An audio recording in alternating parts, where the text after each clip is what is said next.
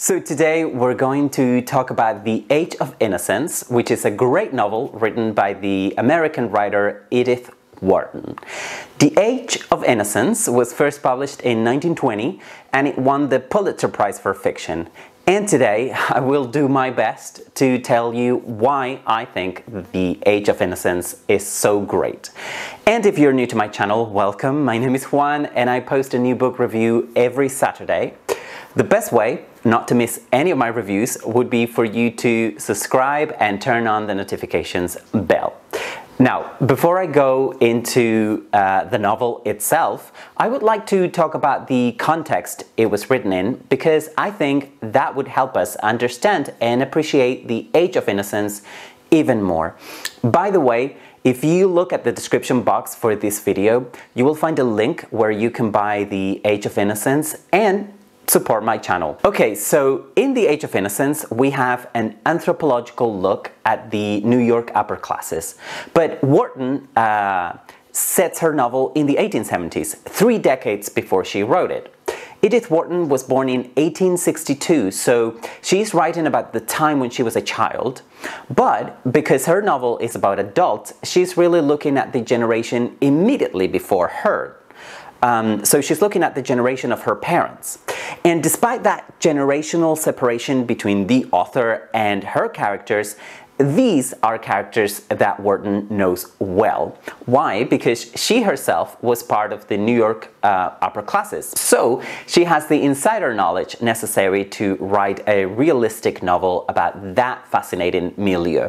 And Wharton looks at that milieu and examines it as an anthropologist would look at and examine his or her subjects. And that's kind of new in fiction, I think, at the time. Now, Wharton spent a lot of time in Europe, mostly in England, France, and Italy, and she wrote The Age of Innocence in Paris.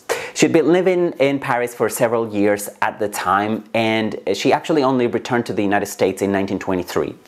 Wharton had already moved to Paris when the Great War started. We know that she didn't write much during the war, but as soon as the war was over, she went back to writing fiction. Wharton had written many of her most celebrated works before the war. I'm talking about great novels such as The House of Mirth, The Custom of the Country, or her novella Ethan Frome, which is my favorite book of hers. So The Age of Innocence, I think, is a novel that belongs to Wharton's late period. She wrote it, as I said, in 1920 when she was 58, I think, and she would die 17 years later in 1937. And I am talking of all this because it is hard to find anything in The Age of Innocence that would remind us of World War I or its messy aftermath. And that is something that Edith Wharton most definitely lived through in Europe. And I think it's important to bear all that in mind, because if you pick up The Age of Innocence not knowing any of this, you might assume that it is a novel written in the 19th century. And far from being that, it is a novel not only from the 20th century, but also a novel written right after World War I. But why do you think it is important to know this and think about it as you read The Age of Innocence? Well, because The Age of Innocence has an opulent setting. The characters are wealthy and lead lives full of luxury, something that is a world away from the devastation in the Europe in which Wharton wrote the novel. But do not be distracted by all the bling. The world that Wharton depicts in her novel is one of rigid social norms. Yes, her characters are pampered in an unimaginable luxury, but they are not free to do as they please. So make no mistakes. Those characters who dare to violate the strict set of social rules in place will be punished, will be judged. Now, The Age of Innocence only makes sense, I think, if we compare its archaic society to all the social changes ushered in with the advent of the 20th century. This can be challenging for us now, early 21st century readers because The Age of Innocence was written just over 100 years ago. So we need to make an extra effort, a double effort, I think, and try to imagine what it would be like to be someone who was born in the late 19th century and saw how her society, the world of her childhood, was changing so rapidly. Now, Edith Wharton was such a person, and no doubt many early readers of her novel, this novel, would have been too, but we are not. In The Age of Innocence, Wharton looks back at a time she knew well, although she would have been a child during the time her novel is set. Wharton tries to recreate a specific section of society in a specific time and place. The time is the 1870s and the place is New York City. But she is doing all of that from a specific time and place. The time, 1920, so right after the Great War, and the place, Paris. No doubt Wharton implicitly compares both worlds in her novel. Sure, she only has her childhood memories to draw from, but remember that what she wrote here, is a piece of fiction and not a memoir or an actual anthropological essay. And sure, it is also easy to get lost in the opulence the characters in the novel enjoy, but would you want to live in that world? I don't think I would. And clearly Wharton wasn't all that fond of that world either, because she did all she could to escape from it. And if her portrayal of New York upper-class society in the 1870s is anything to go by, Wharton thought that life was claustrophobic and constraining. That's probably, I guess, why she moved to Europe. Now, Wharton looks at the New York of her childhood as an anthropologist, I think, would look at a long-lost ancient civilization. And I think that is such a brilliant approach, and probably one of the keys to this novel's success. So now let's look at the novel itself, right? The first thing I want to say is that reading The Age of Innocence is a lot of fun. This novel is like a juicy piece of gossip involving impossibly rich and beautiful people living in the world's greatest city, New York. So you will have a great time reading it if you haven't read it already. But of course, The Age of Innocence is also a lot more than that. Otherwise, I don't think I would be reviewing it right now. I just feel like I don't often tell you how much fun reading the books I review is. So because The Age of Innocence is a social critique and a period piece, I wanted to make sure that I would also say that it is a rollicking read, okay? For one thing, The Age of Innocence is a detailed portrayal of a New York City that just doesn't exist anymore. The New York City we know and love today was coming on the horizon, sure, but we are still in the New York of Henry James's novels, for example. In The Age of Innocence, New York is not yet the multicultural metropolis or the cultural capital of the Western world it would become in the 20th century, and it is today. In The Age of Innocence, New York is a lot more provincial, and it is far from the sophistication of European capitals of the time, such as Paris, where, as I said a moment ago, Wharton was living when she actually wrote the novel. Now, I find New York fascinating, although I admit that it's probably a case of love it or hate it. But the New York of the 1870s has little to do with New York as we now know it. Another important point about The Age of Innocence is how it takes a direct and critical look at marriage. I don't think Wharton goes as far as George Eliot does in Middlemarch in her critique of the institution of marriage, but she does give us enough to realize that she didn't think marriage was necessarily always a happy event in the lives of people. In her novel, Wharton criticizes the morals of the time the novel was set in, 1870, and not the morals of the time when she wrote it, of course. How accurate her portrayal is, of course, I cannot tell.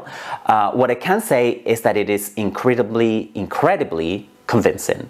And perhaps more importantly, I think Wharton's look at marriage in this novel will speak to present-day readers. Of course, some of the morals and the potential for scandal presented in the novel may seem outright archaic to us now, but I think that there is something that still resonates with readers. The world of the Age of Innocence, as I said, is a lost world, a world that is over and will never get to be again, and I think that is also why this novel is so fascinating and why it will never get old. After all, that world was already gone when the novel first came out. Now I want to go into more detail and talk about the plot and the characters, which so far I have avoided to do as to not spoil the novel for anyone, for any of you who might not have read the novel. This is going to change soon, so now I am going to say goodbye to viewers who haven't read The Age of Innocence or don't want to hear any spoilers, because between now and the end of this video I am going to talk about the plot of the novel. I'm going to be talking about the characters and also some of the themes in a lot more detail, and there will be some spoilers. So if you do not want any spoilers, you have been warned. You should stop watching now, and I will see you again soon, I hope, for another book review. Okay, for those of you who are still here, I am going to summarize the plot now. So here we go. Two characters are engaged to be married. They are the wealthy bachelor Newland Archer and the pretty girl May Welland. Newland, who is one of the main characters of the novel, is also, so happy about his upcoming marriage. But a spanner is thrown in the works when May's cousin enters the scene. May's cousin, Countess Ellen Olenska, has recently separated from her husband, a Polish count, and that explains why she, an American, is a countess. And now she's back in New York. So her arrival in America causes some level of scandal for many reasons. Not only has Ellen separated from her husband, but she also wears revealing clothes and behaves in a way that does not match her social status. And, well, there are also some rumors of adultery. Now, Newland and May become friends with Ellen. After all, she is May's cousin and belongs to a powerful family, the Mingots. After spending time in Europe, Ellen has some left-of-center views, let's say, on the New York upper classes. You can probably guess what happens between Newland and Ellen, but let's take things easy. Newland gets to know her better and gradually begins to understand and even like some of the things Ellen thinks about New York society. The problem is that the more fascinating Newland finds Ellen, the more bored he gets with his fiancée May. Gradually, Newland begins to see his fiancée less as an individual and more as a product of the upper class. May is nice and polite, all right, but does she even have a personality? She clearly doesn't have opinions as her cousin Ellen does. Then something happens. Ellen announces that she wants to divorce her husband, the Count. Newland feels torn because, on the one hand, he wants Ellen to be free, but on the other hand, he feels the social pressure to remain married and convince her to remain married.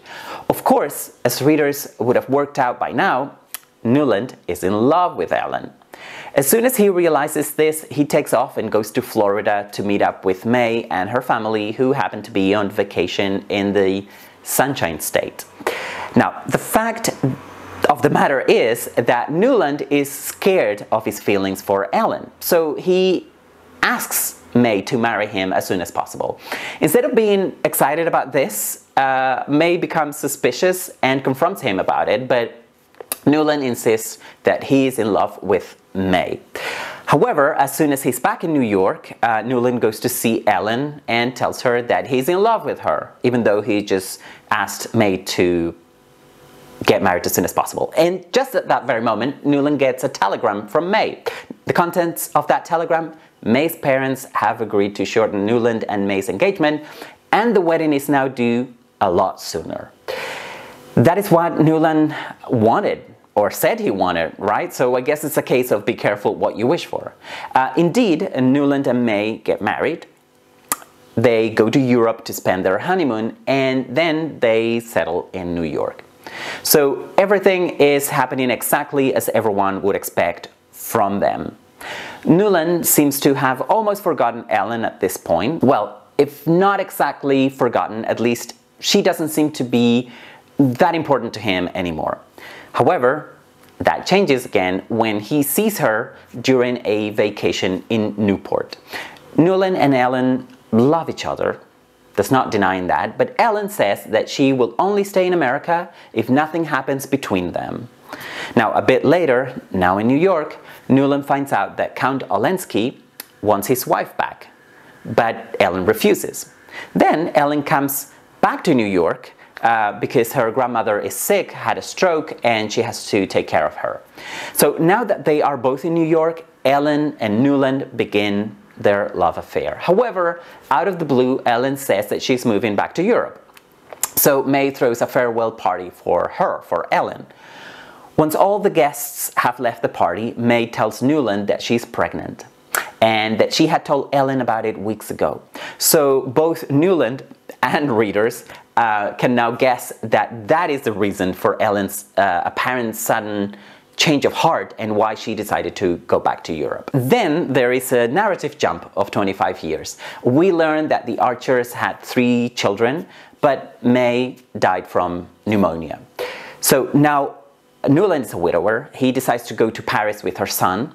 They are meant to see Ellen at her apartment, but at the very last minute, Newland changes his mind and sends his son instead to see her alone. Newland finally decides to keep the memories from their love affair and not see Ellen ever again. And that is the sad ending of The Age of Innocence. People just couldn't be happy in the novel because society's rigid moral rules. Or maybe, who knows, maybe they did the right thing, Ellen and Newland. Maybe if Newland and Ellen had continued with their love affair, maybe they would have been unhappy and made other people unhappy too. I don't know. We only get to live one life. Even characters in fiction only get to live one life, in most fiction. Now, the main character of The Age of Innocence is Newland Archer. At the beginning of the novel, he is young, handsome, and rich, and he's due to marry the young, beautiful, and rich May Welland.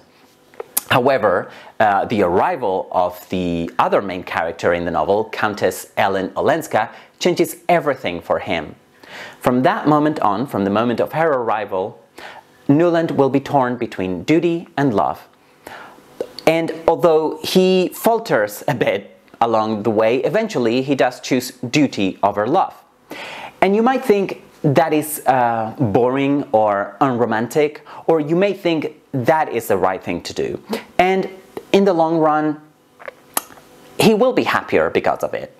In the end, Newland is content to live with the memories of his fleeting love affair with Ellen.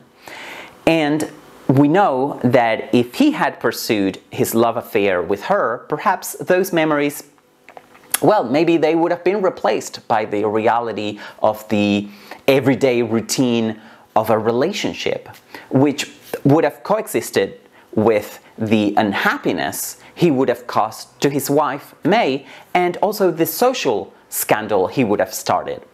And is there really any point in engaging in what-if kind of thinking? Things happened the way they did. And Newland, after all, did have a good life with May until she died, and they had 3 children. But how about Ellen? Now, she is the outsider in this story, and as such, she is a fascinating character to us, I think. And obviously, she's also a fascinating character to Newland once he gets over his prejudices and allows himself to know her.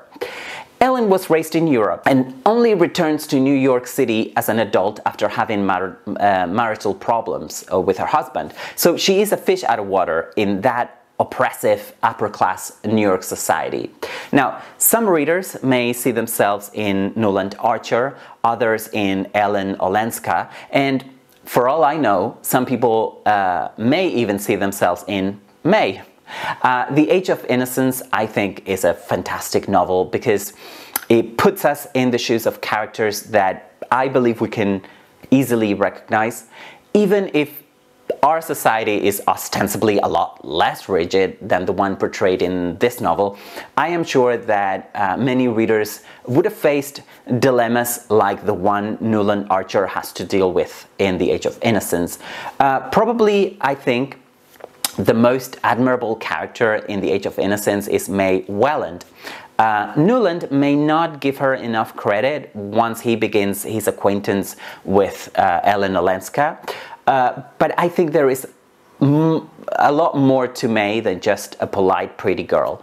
May probably knows a lot more than she lets on about her husband's affair with her cousin, and yet, and this is what makes her so admirable, she never causes a scandal about it, and she stays with her husband. The Age of Innocence is a brilliant social critique and a novel that, as all great classics do, continues to speak to us today. We can dialogue with The Age of Innocence 100 years after its original publication. And, that makes me wonder how many novels coming out these days will achieve that kind of dialogue a century from now. And that is why I would recommend reading or rereading The Age of Innocence pretty much to anyone who would listen. And I also do hope that in this video I have been able to explain why I think this novel is so great, both for those who have read it and those who haven't read it yet. Well, and if you have made it to the end of this video, thank you a lot, and please let me know what you think about all of this or any of this. Let me know your thoughts on this novel in the comment section below. This is all from me for now. I hope that you are all doing very well, and I hope to see you again very soon for another book review. Bye for now.